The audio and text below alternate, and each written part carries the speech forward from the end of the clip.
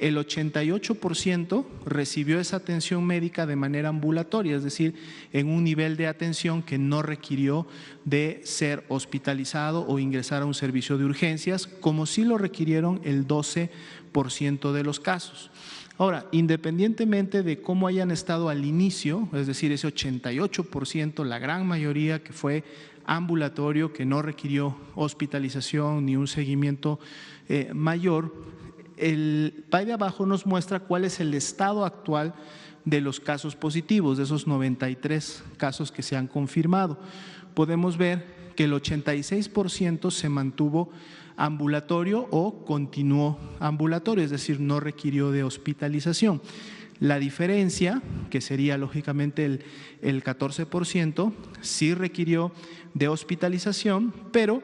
el 9% a su vez se mantuvo en una hospitalización estable, es decir, no son casos graves, son casos que igual fueron ingresados para observación, para dar un seguimiento más puntual, a lo mejor porque tenían una comorbilidad o un factor de riesgo que había que vigilar de más cerca, pero se mantuvieron o se han mantenido estables, es otro 9%. Los que se consideran graves como tal vendrían a ser solamente ese 2%,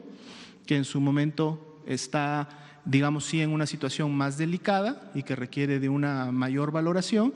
y finalmente estamos hablando también de un 3% de casos que se dio o se considera ya como recuperado totalmente, recordando que dentro de este 86%,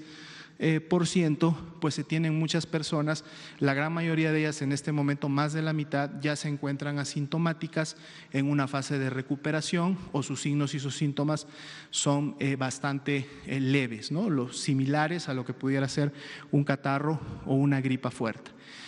La mediana de edad, es decir, de todos estos 93 casos, tienen una mediana de 44 años. Y el rango va desde los 18, o sea, el caso que menos edad ha tenido o más joven ha tenido 18 años y la persona que más edad ha tenido al enfermar ha tenido 80 años. Ese es el rango de la edad de los 93 casos. Si vemos la siguiente, es precisamente el seguimiento y estudio de contactos. Este gráfico representa a 373 contactos de los casos confirmados, de los cuales el 91% se ha mantenido asintomáticos, o sea, son contactos que no han desarrollado sintomatología, pero un 9% de esos 373 sí presentó sintomatología. Al presentar sintomatología, por ser contacto de un caso confirmado, entonces se convierten inmediatamente en casos sospechosos, o sea, dejan de ser ya contactos, se convierten en casos sospechosos y por lo tanto ingresan al protocolo de estudio. Como este 9% de sintomáticos ingresó al protocolo de estudio, ese 9% representan 34 contactos. De esos 34 contactos, 9 fueron positivos a SARS-CoV-2. O sea, tenemos 9 contactos, ¿no?, de casos importados que fueron positivos, por lo tanto estos 9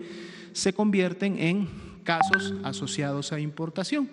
Ya es esa transmisión en su momento que hay de un caso importado a una persona, a 9 personas que no habían viajado al extranjero, son 9 personas que estaban en el círculo de contactos de esos casos confirmados, que en el hoy son ya casos confirmados de COVID-19, pero a su vez son casos asociados a importación. Si recuerdan, en función de la definición de los escenarios, eso todavía se mantiene dentro de un escenario 1. Un escenario 1 es casos importados, casos asociados a importación, como estos 9 que tenemos aquí, y además brotes familiares, porque lógicamente estos 9 casos asociados a importación pueden estar en un momento determinado integrados en la familia o las personas más cercanas al caso